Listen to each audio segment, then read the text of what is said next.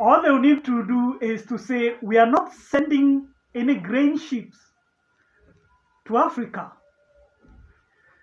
And that will be the beginning of a food crisis. So, Africa's population is still growing, while the European and North American populations are shrinking.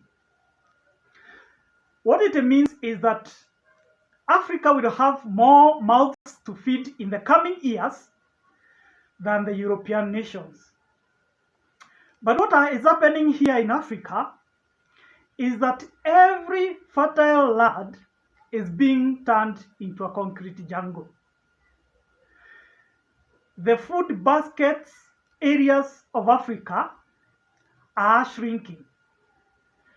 Look, for example, in Kenya. Nairobi, the county neighboring Nairobi is Kiambu. For the longest, Kiambu has been the biggest food producing region for the residents of Nairobi. But if you visit Kiambu, every fertile land is being turned into a block of flats. Apartment blocks everywhere. If you go to every major town that is known to produce a lot of food, a lot of development is happening, development in the name of housing.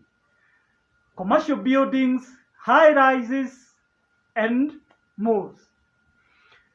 Urban centers are growing rapidly, encroaching into what were former farmlands.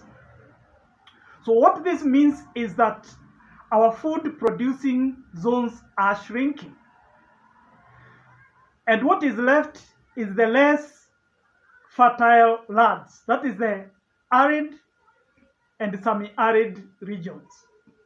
So it is very, very likely that in the next few decades, we will have maybe double the population that we have now, but very little production of food.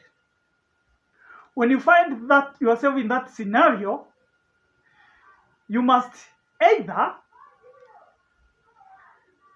have the capacity to develop an international food distribution network, which will take probably a big military because they are already being controlled by others, including our own